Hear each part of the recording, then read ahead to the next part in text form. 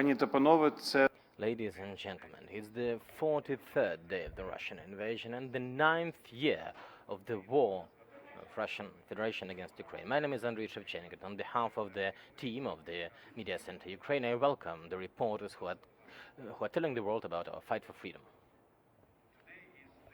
World Health Day, and we are very happy to welcome here in our media center Dr. Hans Kluge, who is the regional director of the WHO. And Mr. Kluge, thanks for coming here. Thanks for your courage to come here. And thanks for the leadership that you show together with your team. The floor is yours. Thanks for coming.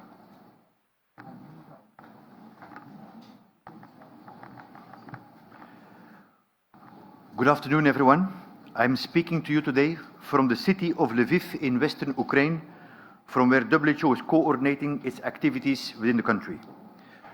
Today is World Health Day, the day on which the World Health Organization was founded 74 years ago in the aftermath of the Second World War, to uphold the principle that health is a human right and all people should enjoy the highest standard of health. As a medical doctor myself, I am here in Ukraine to stand in solidarity with the healthcare workers in the country. I thank them from the bottom of my heart for their dedication and professionalism as they continue to deliver care in the face of unimaginable human suffering and in scenes of total devastation that no nurse, doctor, midwife, ambulance driver, pharmacist, therapist, or social worker should ever have to experience. This visit provides me with a unique opportunity to talk to frontline health workers, patients, local and national authorities, and gather insights on the immediate and longer-term health needs in the country, and to find the best ways for WHO and its partners to deliver assistance. On this World Health Day, I reiterate WHO's determination to provide health for all, wherever they are across the 53 countries of Europe and Central Asia. We seek to ensure that everyone, in whatever circumstances, will not be deprived of the medicines, treatment and care they may need. As our WHO Director General Dr. Tedros said on the 6th of March, and I stand with him, WHO has been asking the Russian Federation for a ceasefire immediately, which includes unhindered access to humanitarian assistance for those in need. In the current situation, WHO's overarching goal is to ensure that people have sustained access to essential healthcare and that we can respond to changing health needs due to the war. Our activities are based around three priorities. Firstly, to keep health services operational in Ukraine. Even before the 24th of February, we were pre-positioning supplies, and since then we have been working closely with national and local authorities and more than 80 partners to maintain services across the country. We have delivered over 185 tons of medical supplies to the hardest hit areas on the country, reaching 500,000 people with materials to support trauma, surgery and primary healthcare. Last week we were able to bring in supplies to the encircled city of Sumy. A further 125 tons of essential items are also on their way. Assistive products, wheelchairs, other mobility aids, communication aids for the blind are in transit and will be distributed across Ukraine soon. An estimated 260,000 people are living with HIV in Ukraine. Just this week, together with the United States President's Emergency Plan for AIDS Relief, PEPFAR, the Ukrainian authorities and partners, we have made sure that the supply of antiretroviral drugs to cover the needs of every person known to be living with HIV in Ukraine will be met for the next 12 months. We have a fully functional office in Lviv and are setting up an operational base in Dnipro in East Central Ukraine to mobilize resources more quickly and reach some of the most vulnerable people in conflict zones with urgent supplies. Given the uncertainties of the current situation, there are no assurances that the war will not get worse. WHO is considering all scenarios and making contingencies for different situations that could afflict the people of Ukraine, from the continued treatment of mass casualties to chemical assaults. Our second priority is to work with Ukraine's neighbors, with countries across the entire European region and beyond, to ensure that the health needs of those fleeing the war are met, treatment and care for refugees with special needs are maintained, and the health systems of host countries can manage these large influxes of people. So far, more than 4.2 million people have fled Ukraine since the 24th of February. I warmly thank the destination countries across the region for their commitment to extend health services to those arriving, but acknowledge that providing this is challenging and stretching already overburdened systems. We are working with national authorities to bridge gaps and help deliver supplies where needed for services such as routine childhood immunization. WHO is also coordinating with the European Union to triage patients arriving to make sure that they are received in an EU country that is best placed to treat them.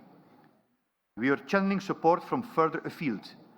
The Asia-Europe Foundation has provided $9.5 million from Japan to procure much-needed equipment and provide services to manage COVID-19 as well as communicable diseases, including measles and polio, for Ukraine and its neighbors. Thirdly, we are supporting the Ministry of Health to rebuild Ukraine's health system back better. WHO has had a presence on the ground in Ukraine since 1994, supporting the country to strengthen its health system, especially in primary health care and health financing. Since 2015 and until the 24th February this year, the government of Ukraine had been in the process of reforming the entire health system, moving towards universal health coverage. The country had been making excellent progress on specific challenges, turning the corner in its fight against tuberculosis and HIV. Ukraine was a beacon of best practice in Eastern Europe, with TB incidents falling by almost half in the past 15 years, thanks to the investment in modern diagnostic technologies to rapidly identify TB infection and effective treatment regimens for multi-drug-resistant tuberculosis. Despite the war, we are determined to support Ukraine and not to lose this momentum.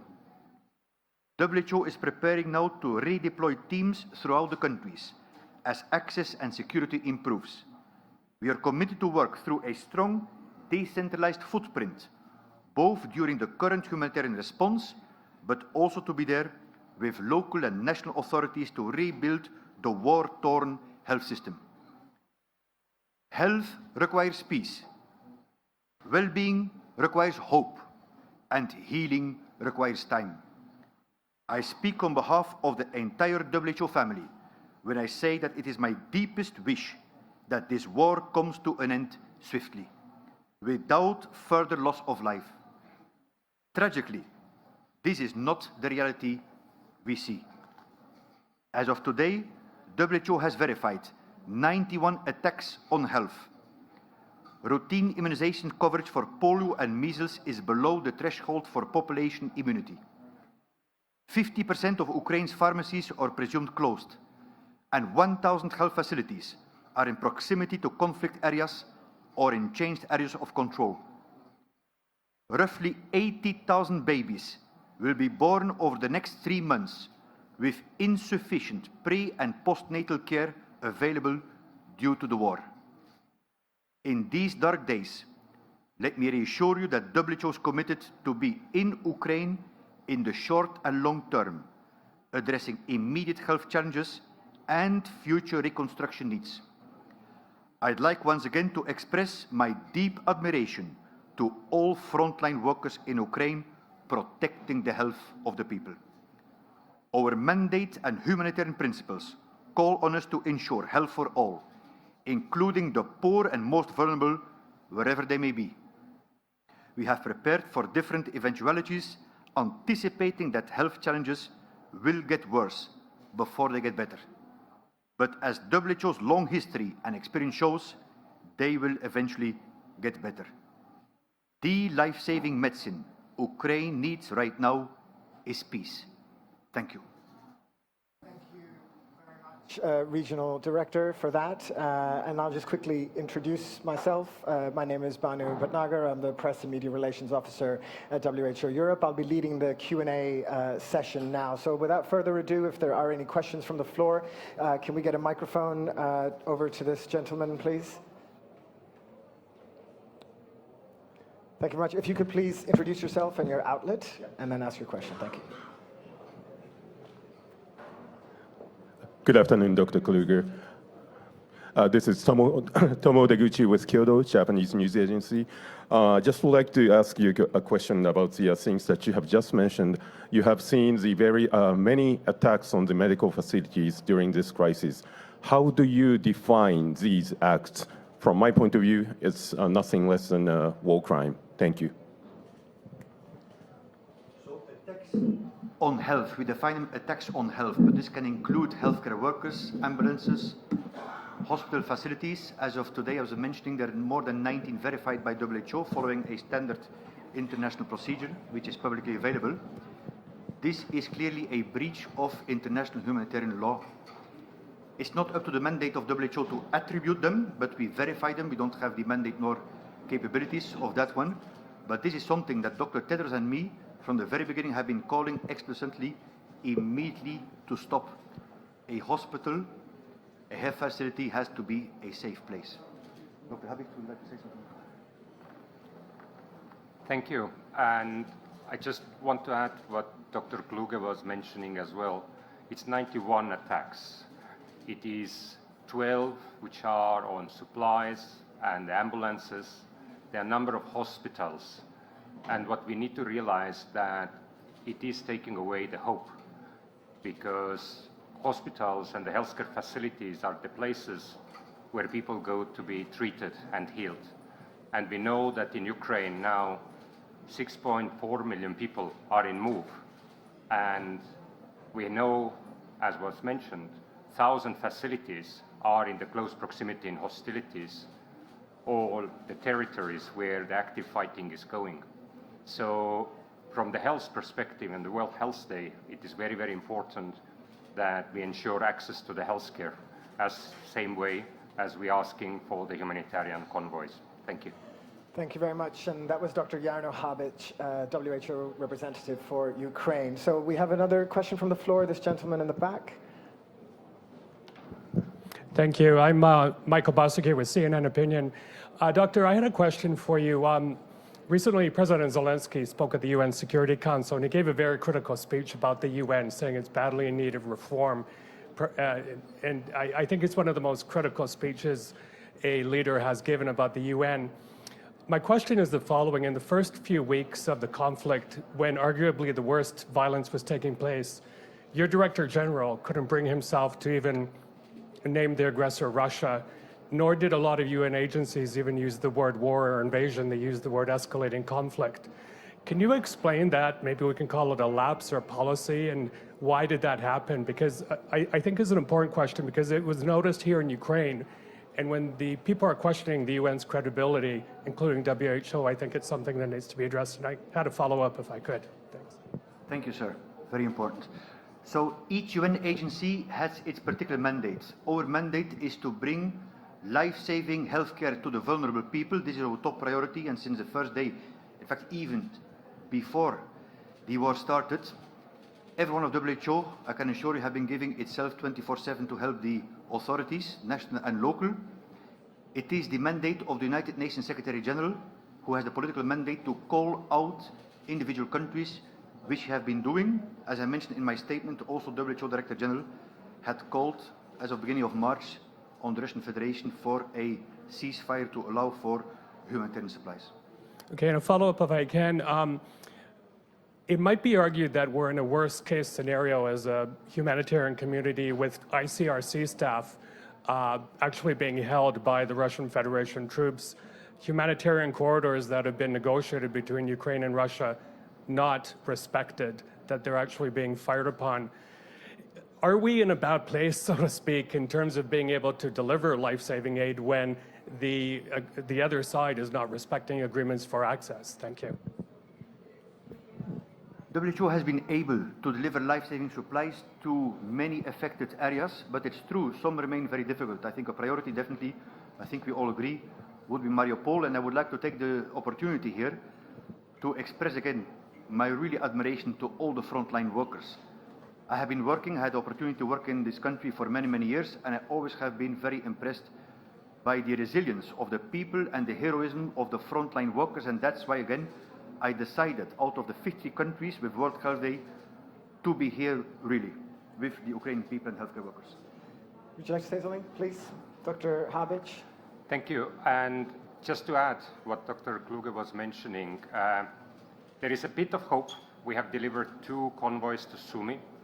But at the same time, we are constantly asking the humanitarian convoys, Mariupol, what was mentioned, as well as Donetsk, Luhansk, because as a WHO, our priority is to really deliver to hard-to-reach places. We are here now in the press conference in Lviv, but majority our supplies from 185 tons have gone to the east. And yesterday, also to Kiev Oblast, where a number of areas were re-liberated. So it's important that we constantly do and deliver, but we need to ask that daily, because people's needs are increasing every day. Thank you very much, Dr. Habic. Let's take a question from online, our Zoom participants. If I can maybe go to Emma Farge from Reuters. Emma, if you could unmute yourself and please ask your question. Good afternoon.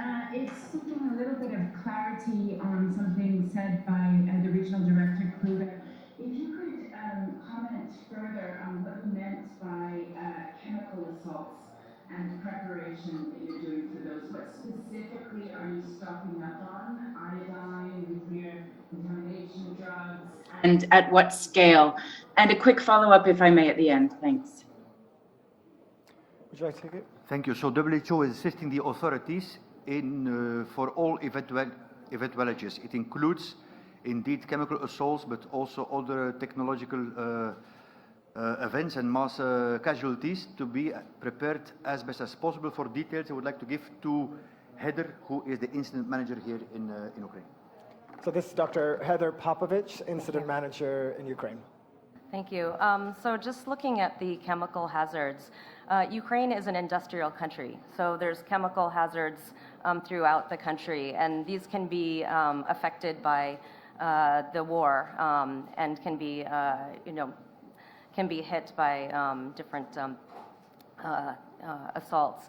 So what WHO does is to really work with the health authorities, to train health authorities. We've trained over 1,000 health workers and partners, actually 1,500 over the last week. We provide guidelines and supplies. So our role really is to work with the health sector, to train them, to give them the knowledge and tools that they need, and to protect the health of the people. Thanks. Thank you very much, Dr. Popovich. Let's take another question here from the floor. If you could introduce yourself, please. Thank you.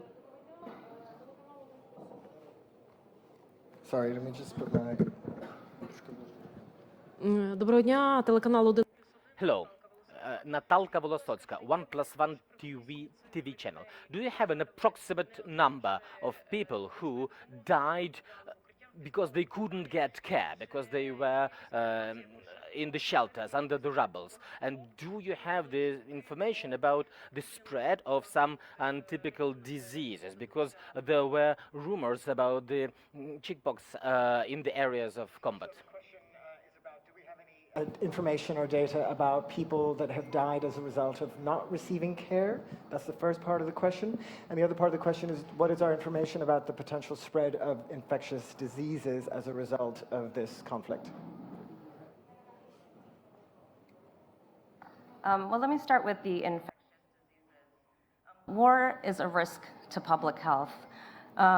With the destruction of health facilities, the lack of access to health facilities, people on the move, People living in shelters and basements and crowded together puts everybody at risk for infectious diseases. And starting before, if the prevention measures such as vaccinations, and as the regional director has said, the vaccination for measles and polio in the country is already low.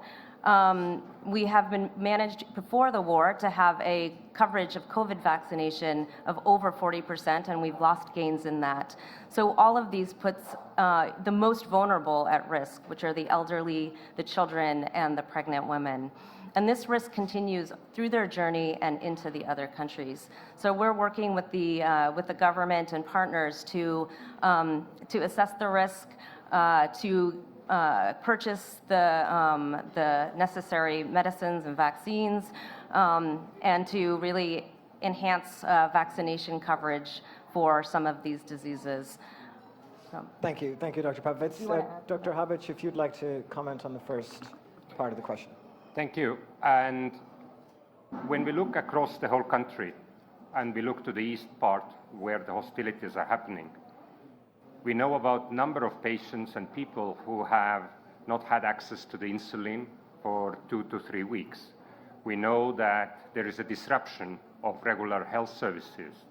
And when we look what are the needs, what the authorities are asking, these are mainly trauma and surgery kits. So definitely there are people who have not had access to care. When we are here or more western part, we know that number of births are delivered here.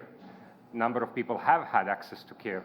But the situation is very different from 6 weeks ago, when this was a country where we discussed with authorities how to reform primary care, how to make the hospitals modern, how to ensure digital services that we can really foster the development. So my answer is yes, there are issues on access to care, and that's why we talk about universal health coverage. That's why we talk that we need to deliver more, and collectively, especially also as 6.4 million people are in the move. Thank you. Thank you, Dr. Habic. Let's take another question from our Zoom participants. So let's this time go to Peter Kenny at the Anadolu Agency. Peter, please ask your question.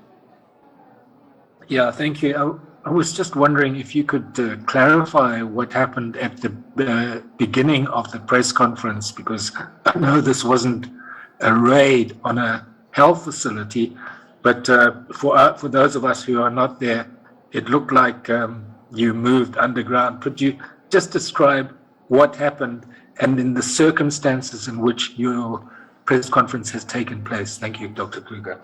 Thanks, Peter. If you don't mind, I'll handle this. It was an air raid siren which go off regularly in the Lviv and surrounding area, based on an assessment of whether there might have been some risk or there might have been some military activity nearby. So we weren't in any danger, but I can understand that it might have seemed that way. And so when an air raid siren happens, the entire everyone in the building had to go into the basement.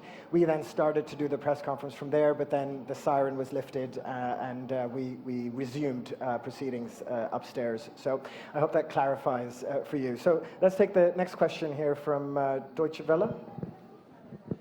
Hi, Rebecca Ritters, Deutsche Welle News. You mentioned preparations for a potential chemical attack. I'm just wondering whether that is also for the worst case scenario, of course, of a nuclear either attack or accident. Heather? I think the worst case scenario really is what we're seeing now, which is the lack of access to healthcare and the trauma. So we're already seeing people dying and getting injured from the war. And then with the lack of access to healthcare, as my colleagues have already mentioned, people are going to start dying from common causes, diabetes, cardiovascular diseases, children with potentially measles, common things like pneumonia and diarrhea from children, which are very simple to treat when you have access to healthcare, is going to be an issue. So I think what we're really worried about now is the access to healthcare and the ability to really save lives from trauma and from the disruption of health services. Perhaps my question wasn't worded correctly. Worst case scenario, of course, is, you know, every moment of every day at the moment, but are there preparations being made for a potential nuclear attack or accident? So the management of and the oversight of these is not for WHO. So again, what we do is we work with health authorities to train them, to provide guidance and supplies to help the health workforce and to give health communication messages to people. So we really stick with the health sector and we make sure that everything is available to them in order to manage any health threats from that. Thank you very much, Dr. Popovich. Let's go online now to, and apologies if I'm mispronouncing, Giedre Peserkite from Euractiv.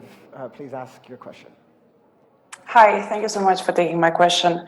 I was wondering, as Ukraine has the 4th highest tuberculosis incidence rate in WHO EU region, could you please brief us on what is the situation in Ukraine regarding tuberculosis at the moment, as millions are displaced, and also for the countries accepting refugees?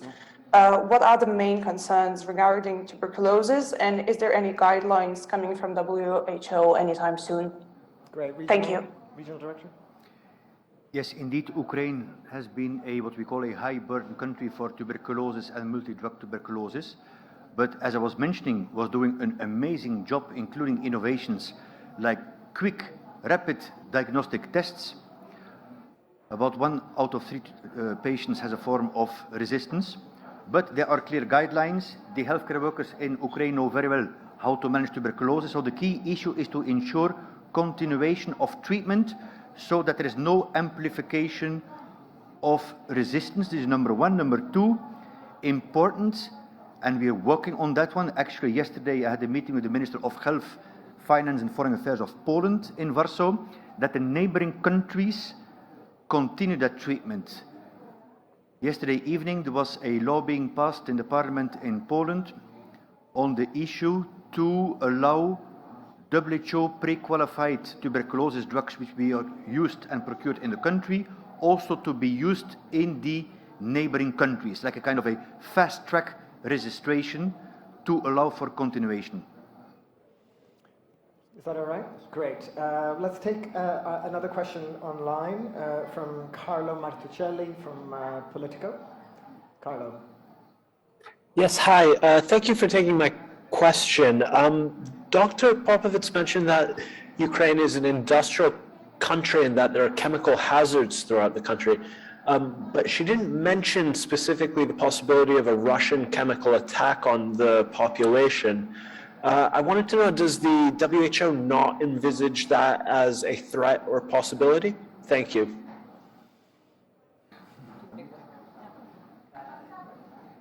I mean, the short answer is that WHO is preparing for any eventuality. Again, without our mandate, I mean, the issue was mentioned about nuclear threats, and there we're collaborating, for example, with the International Atomic Agency in Vienna, so in partnership. But we have to be ready basically for any eventuality while managing, as Dr. Popovich was telling, for the bulk of the health needs as of today, which are well known, which are respiratory diseases, and of course, we didn't speak yet about mental health and psychosocial support, which is obviously a huge one, and that always calling upon governments and partners to triple their efforts on mental health, particularly for the youth. Thank you very much. I believe Emma Farge from Reuters has a follow-up question. Yes, thanks a lot. It's actually on biological risks. The WHO recommended at the start of the conflict that Ukraine destroy all pathogens in its laboratories. Perhaps you could tell us whether that has been done in all laboratories, and are you confident now that there's zero risk of those pathogens getting out? Thanks. Dr. Havich. Thank you. And WHO, as in all the countries, works closely with health authorities to share our guidelines. And we had discussion on what to do in the laboratories. But at the same time, it is important to notice that WHO is not an inspection agency to check what all was done. So we had our discussions with authorities and health authorities in particular, but we are not inspecting the laboratories. Thank you. Thank you very much. Hope that answers your question. We'll take a final question now, and we need to wrap up from James Keaton from AP. James, please ask your question. Thanks, Banu. And nice to see you all in Lviv. Dr. Kluge, I wanted to find out if you have had any of your teams have been looking at the types of trauma that have been suffered by either people who have been killed or survivors of some of the violence in the area near Irpin, Bucha, etc., and what types of trauma that you have seen that might be consistent with you know, whether it be rape or various other types of abuses on civilians. I think that's one for Dr. Habic, if you don't mind, James. So we'll hand the floor to Jarno. Thank you. And WHO, when we look to the trauma and injuries, our priority is to deliver the supplies that reach to civilians, and particularly in hard-to-reach places. And this is what WHO has been doing. When it comes to the type of trauma or injury, we are not doing the investigation on those. At the same time, we are also monitoring on the health status, and there are a number of other UN agencies, including UNFPA, others, who are also getting the signals and doing their follow-up on those matters. Thank you. Yes, so just before we close, I'm going to hand the floor. Yes, as an addition to that one, Jamie, so as I was mentioning, every agency has its mandate, so the Human Rights Council has appointed an independent international commission of inquiry to investigate alleged abuses of human rights, and they will give a report in September 2022, and as in the past, if and when WHO will be asked to collaborate in such an investigation within our mandate and capabilities, we will do so. Thank you very much, Regional Director, for those final remarks. And with that concludes our press briefing from here in Lviv on World Health Day. If you have any follow-up questions or need some additional information, please do email us at eupress@who.int. Thank you very much. Do take care, and goodbye.